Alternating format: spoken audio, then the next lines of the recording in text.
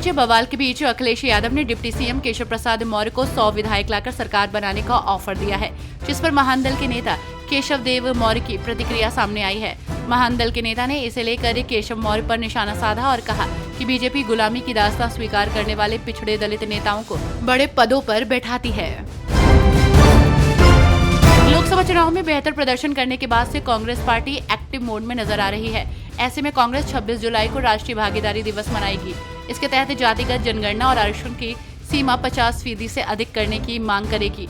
इसे लेकर प्रदेश भर में सामाजिक न्याय से जुड़े नेताओं को इकट्ठा किया जाएगा। भविष्य की सियासत के लिए कांग्रेस के इस आयोजन को बड़ा हथकंडा माना जा रहा है।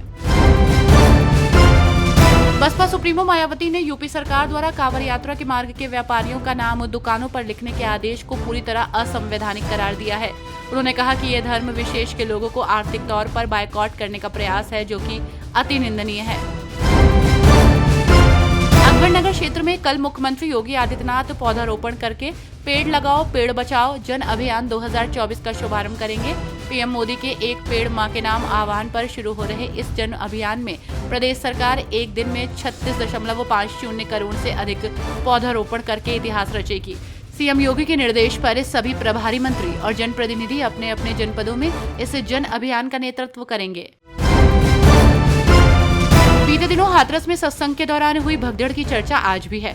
ऐसे में सपा प्रमुख अखिलेश यादव ने हाथरस हादसे में मृत 123 लोगों के परिवारों को 1-1 लाख रुपए की आर्थिक सहायता दी है।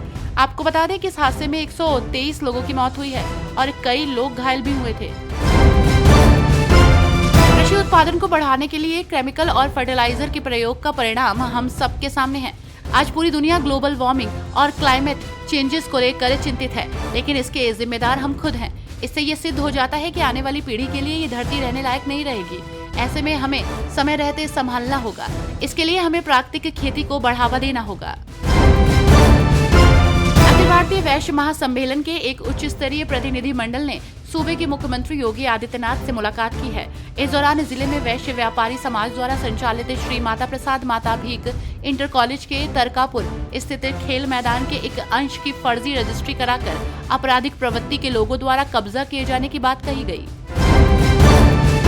उत्तर प्रदेश लोक सेवा आयोग की ओर से आरओ की प्रारंभिक परीक्षा 11 फरवरी को कराई गई थी। पेपर लीक का प्रकरण उछलने पर परीक्षा रद्द कर दी गई थी।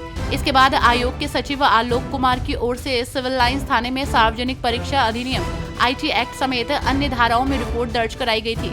इस मामले में चार्जशीट दाखिल की गई है। लखनऊ में प्रदेश कार्य समिति की बैठक में मचे सियासी हाहाकार के बाद बीजेपी की काशी प्रांत की बैठक आज संगम नगरी प्रयागराज में हुई। इस बैठक में काशी प्रांत के 16 जिलों और 14 लोकसभा सीटों के पदाधिकारी शामिल हुए। बैठक में मुख्य रूप से लोकसभा चुनाव में प्रांत में पार्टी के बेहद खराब प्रदर्शन पर विस्तार से चर्चा की गई और साथ ही उपेक्षा का आरोप लगाने वाले कार्यकर्ताओं की हौसला अफजाई की गई। सपा नेता और प्रोफेसर रामगोपाल यादव ने कहा कि लोकसभा के चुनाव में अपनी पराजय से बौखलाई बीजेपी और आपसी झगड़े में फंसी बीजेपी सरकार प्रदेश को सांप्रदायिकता की आग में झोंकना चाहती है। नाम लिखी मुसलमानों की दुकानों की सुरक्षा का भी खतरा है और दुकानदारों की जान का भी। इसलिए सरकार के इस जालिमाना आदेश के बाद आशंका यही है कि कांवड़ मार्ग पर गैर हिंदू कोई दुकान नहीं लगाएंगे।